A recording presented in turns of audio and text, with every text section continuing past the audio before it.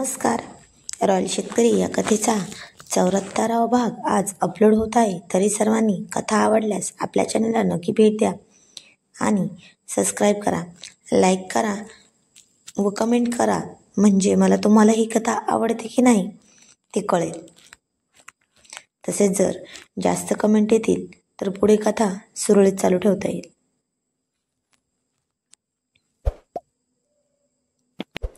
आता दोघे पण फिरायला गेले होते, पण 2 दिवसात मागे यावे लागले होते. तशातच तो तिला म्हणाला, प्रिया चल आपण शेतात जाऊन येऊ. तशा आईसाहेब म्हणाल्या, हो हो जा दोघे पण. तसं पण तुम्हाला घरी अडचण आली त्यामुळे मधूनच यावं लागलं ना. आणि हो राजे, तुम्ही पण आले तसं घरात पाय टिकून राहत नाही तुमचा. पण आज जरा निवांत या शेतातून घरी. आम्ही आहोत ना, आम्ही बघू सगळं नीट घरी. तसं ती पण हो म्हणाली. दोघे पण शेतात गेले.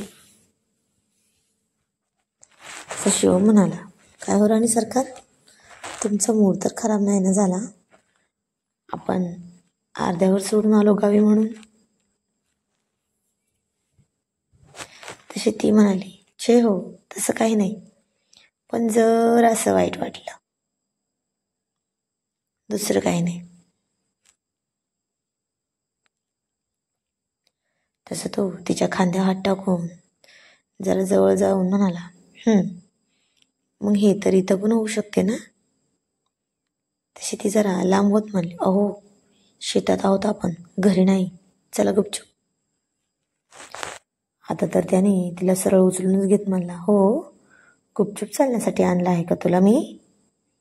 ती म्हणाली, अहो काय हे, कोणी पाहिलं तर काय म्हणते, सोडा ना मला खाली. तो म्हणाला, का मी नाही भेट कुणाला, हे शेत पण माझं आहे, हे इतकी सुंदर छान बायको पण माझीच आहे, मग मी का घाबरू कुणाला. आणि हो बघू देत ना कुणाला बघायचं ते. तशी ती लाजून तोंडावर हात ठेवून म्हणली, अहो गप्प बसा आणि सोडा मला खाली. तसं ती आज डाळिंबाच्या बागेची पाहणी करायला आले होते, कारण उन्हाळ्याच्या सुरुवातीला त्याचा तोडा असतो आणि तेच पाहण्यासाठी आले होते ते. तसं त्याने तिला खाली सोडून देत म्हणला, बस का आता, सोडलं खाली. तशी तिने पहिल्यांदाच ती डाळिंबाची बाग आणि डाळिंब झाडा उलटलेली पाहिली होती. तसं तो म्हणला, काय ग राणी खाणार का. ती लगेच हो म्हणाली. तसं त्याने 2 डाळिंब तोडली, जर असे पुढे गेले. बागेच्या आत चालले होते तशी प्रिया त्याच्या मागं चालत होती. आता कुणीही नाही हे पाहून प्रियानेच त्याच्या पाठीशी जाऊन चिकटली आणि म्हणाली, अहो काय हे, सारखे त्रास देताना मला जवळ येऊन. तसं तो तिला मागून पुढे घेत म्हणाला, त्याचं काय आहे ना, मला कामाने टाईमच मिळत नाही अगं. मग जेव्हा मिळतो ना टाईम, तेव्हा तुझ्यावर खूप खूप प्रेम करावं वाटतं, पण तू हे असं करतेस, दूर दूर जातेस आणि दूर दूर पळतेस. तशी ती म्हणली, आता नाही हा जाणार.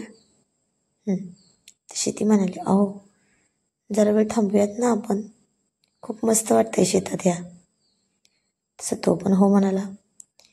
ती जरा पुढे जाऊन डाळिंबाच्या झाडाखाली बसले, पण प्रिया बसली होती आणि शिवम सरळ तिच्या मांडीवर डोकं ठेवून झोपला. तशी ती म्हणाली, अहो काय हे, झोपणार का तुम्ही आता.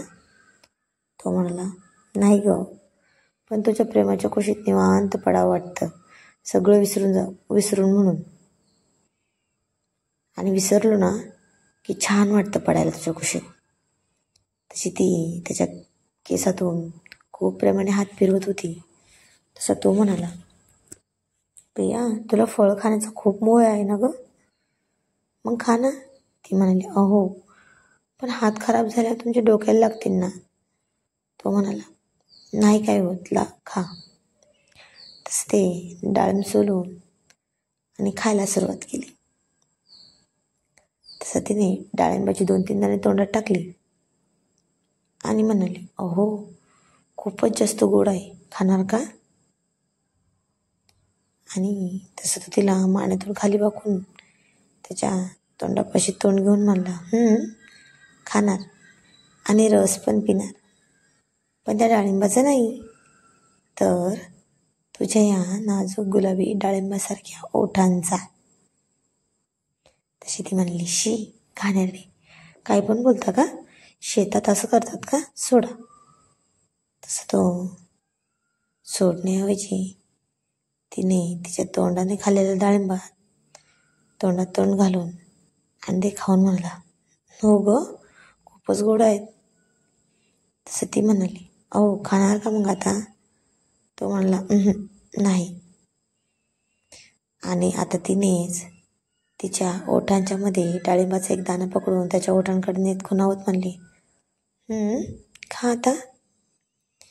तसा तो पण वसाळ्यासारखा तिच्या डोळ्यात डोळे घालून तिच्या ओठांवर ओठ टेकून तो एक डाळिंबाचा दाणा खाण्यासाठी प्रयत्न करत होता. पण ते राहिलेला आंबाच त्याने आता सरळ तिच्या ओठांना खूप वेळ किस केला आणि तिचे ओठ जास्तच कुस्करले होते त्याने. त्याच्या दातांनी त्यामुळे खरंच डाळिंबासारखे लाल झाले होते, पण तिला सवय झाली होती आता त्याची. तसं तो तिच्या ओठांवर त्याचं बोट फिरवून तसाच झोपून म्हणला, काय ग राणी, ओठांची आग होते का? ती म्हणली, नाही का? तो म्हणला, अगं, खूप लाल झालेत ना म्हणून विचारले. तशी ती लाजली आणि त्याच्या कानात म्हणाली, अहो, तुम्ही ना खूप जास्त छान किस करता ना, मग काही नाही होत, पण हे जरा जास्त रागात आणि चिडून असतं ना, मग गोष्ट वेगळीच असते आणि मज्जा पण वेगळीच येते. तसे ते दोघे एकमेकांना पाहून हसले. ती म्हणाली, बरं, जायचं का आता घरी? तो म्हणाला, का गं, थांब ना थोडा वेळ. तसे ते थांबले आणि जरा वेळाने शेतातून घरी परत चालले. सूर्य डोळ्यात चमकतोय आणि डाळिंबाच्या बागेतून परतताना उन्हाची मऊ थंड हवा दोघांना घेऊन चालली होती. प्रिया हळूच शिवमच्या हातात हात घालून चालली. तो म्हणाला, काय ग राणी, अजून थकलीस का?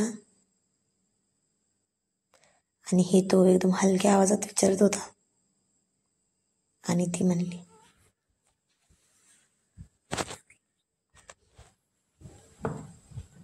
थोडं, पण तुमच्यासोबत चालायला मज्जा येते हो, प्रिया हसून म्हणाली. शिवमने तिला थोडं जवळ घेतलं आणि हळूच तिच्या केसात हात फिरवत म्हणला. तशी प्रियाने लाजून तिचे डोळे खाली झुकवले, पण हृदयात तिच्या एक उष्णता जाणवली होती त्याला. शेतातली ती हवा जणू एकमेकांना जवळ घेत होती. खूप छान आहे ना, शिवमने तिच्या कानात हळू आवाजात म्हटले. प्रिया थोडी जास्तच जवळ गेली आणि शिवमने तिच्या ओठांना हलका स्पर्श दिला. जणू उन्हात उष्णता आणि गोडवा दोन्ही एकत्र मिसळले असावेत. तो चालतानाही तिच्या गालावर ओठांवर किस करतच होता. थोड्याच वेळाने शेतचा रस्ता संपला. पार करून दोघांनी पण थोडा गुपचूप हात फिरवून हळूच एकमेकांवर प्रेम व्यक्त केलं. पण तरीही आसपास कोणी बघेल असा मार्ग नाही बघणार असा मार्ग घेतला होता दोघांनी.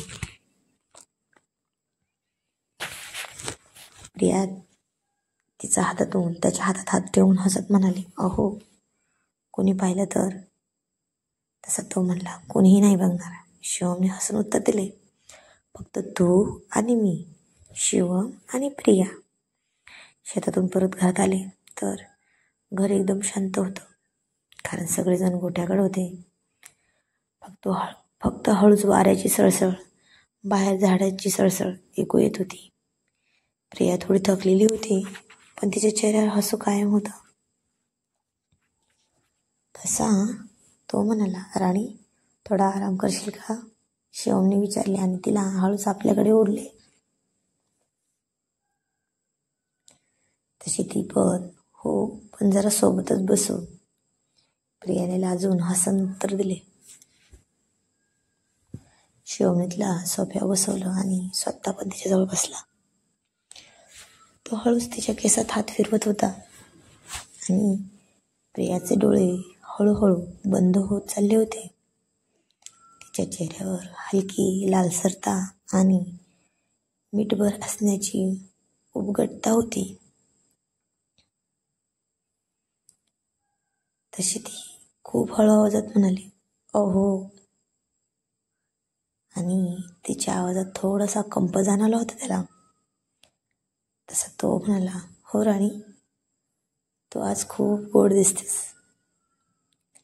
आणि त्याने असं म्हणून हॉलमध्ये सुद्धा तिच्या ओठांजवळ स्पर्श करत एक किस केला. प्रियाचे हृदय धडधडत होते. शिवमने हळूच तिच्या कमरेभोवती हात फिरवला आणि प्रियाने आपले शरीर त्याच्या हाताचा स्पर्श स्वतःच्या शरीराला अनुभवला. ती थोडी लाजली, पण त्याच्या जवळ राहण्याची इच्छा तिची जास्त होती. थोडा शांत आणि फक्त शिवम हसत तिच्या कानाजवळ हळूच म्हटले, प्रिया, झोपू नको हा. आणि तशी ती त्याच्या कुशीत सरकली. दोघांचे श्वास एकत्र मिसळले आणि घरातले ते क्षण गोड, थोडे हॉट बनत चालले होते. शिवमने पुन्हा तिच्या ओठांवर हलकासा किस दिला. प्रियाने सुद्धा प्रत्युत्तर दिले, तिचे हात त्याच्या छातीवर फिरवत. आजचा दिवस खरंच खूप खास होता, अशी प्रिया म्हटली. आणि शिवमने हसून उत्तर दिले, हो राणी, आणि अजून खास तर तुझ्यासोबत असताना होतोच ग. तसे ते एकमेकांना जवळ घेऊन शांततेने आणि प्रेमाच्या उष्णतेत गुंतले होते. घरातल्या शांततेत फक्त त्यांची धडधड ऐकू येत होती आणि ती गोड, हॉट, रोमॅन्टिक अवस्था त्यांच्या दोघांच्या हृदयात कायम राहिली होती. पण तेवढ्यात शिवमचा फोन वाजला. तशी आता प्रिया खरंच खूप चिडली, कारण प्रत्येक वेळी असंच होत होतं. ते दोघे एकत्र आले की फोनचं डबडं वाजायचं आणि सगळे मध्येच सोडून द्यावं लागायचं. तसा फोन अतुलचा होता, कारण जान्हवी चक्कर येऊन पडली होती शेतात गेले तेव्हा. तसं तो म्हणाला, हो लगेच आलो. आणि ती तर आता केव्हाच रागाने रूममध्ये निघून गेली होती. तसं तो जरा हातपाय तोंड धुवून कपडे बदलत होता आणि प्रिया नाक फुगवून कपडे ठेवत होती. तसं हे शिवमला कळलं होतं. तसं त्याने मुद्दाम शर्टचं बटन तोडून तिला म्हणाला, काय हे प्रिया, बटन तुटलं आहे, तुझं लक्ष कुठं असतं आजकाल? माझ्याकडं तर अजिबात नसतं असं मला वाटतंय, बघ बरं. तशी ती त्याच्या अंगावर दुसरा शर्ट फेकून मारत म्हणली, हो ना, काय करू, तुम्ही घरात असता आणि मी बाहेर, मग कसं लागेल हो लक्ष माझं. तसं तो म्हणला, ए प्रिया, हा शर्ट नको आहे मला, हाच घालायचा आहे, पटकन बटन बसून दे. असं म्हणून त्याने तिला तर सरळ कपाटात दाबली. तशी ती म्हणाली, बरं देते. ती बटन बसवताना तोंडात म्हणली, जरा पण रोमॅन्स व्यवस्थित होत नाही की लगेच बाहेर निघून जातात. तसं त्यांनी हे ऐकलं होतं आणि तो तिची छेड काढत तिच्या ओठांना त्याच्या 2 बोटाने दाबून म्हणला, काय ग, आता नाही लाल दिसत ना ओठ, बरे झालेत वाटतं, हो ना. तशी ती त्याचा हात झटकून म्हणाली, गप्प बसावं. पण तो थोडीच गप्प बसणार होता. तसं त्यानं तिच्या कमरेत घट्ट मिठी मारत म्हणाला, हा राग ना असाच ठेवा बरं का राणी सरकार, म्हणजे तो कसा घालवायचा ना ते आम्ही पाहू. तशी ती त्याला मागे धक्का देऊन म्हणली, अहो हटा बाजूला, सोडा मला, नको मला काही तुमचं. तसं तो सुई टोचल्याचं नाटक करत म्हणला, अगं काय करते, हे बघ टोचली ना सुई. तशी ती काळजीने म्हणली, अहो सॉरी ना, चुकून लागली वाटतं. आणि ती काळजीने त्याच्या छातीवर कुठे टोचले ते पाहत होती आणि हवा पण फुंकत होती.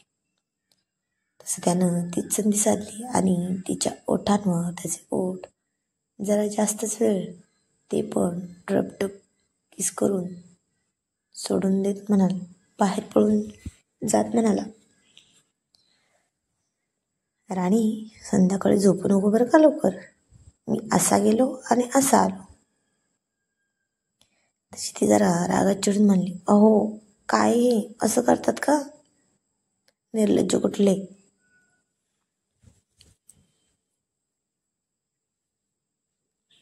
पण आता 11 वाजले होते. रात्रीचे घरचे सगळेजण जेवण करून झोपले, पण प्रिया खरंच जागी होती आणि त्याला फार्मून यायला आज पण खूप उशीर झाला होता. तसं ती बेडरूममध्ये सोफ्यावर बसली आणि त्याच्यातच तिचा तसा डोळा लागला होता. पण शिवम रूममध्ये आला तसं तर तो तिला झोपलेला पाहून चिडलाच होता आणि आता सरळ त्यानं कुठलाही विचार न करता बाथरूममध्ये गेला, पाण्याने भरलेली बादली आणली आणि सरळ सोफ्यावर झोपलेल्या प्रियाच्या अंगावर ओतली. तर बघूयात पुढील कहाणी पुढील भागामध्ये काय असेल रिॲक्शन प्रियाचं अंगावर पाणी ओतलं म्हणून. धन्यवाद.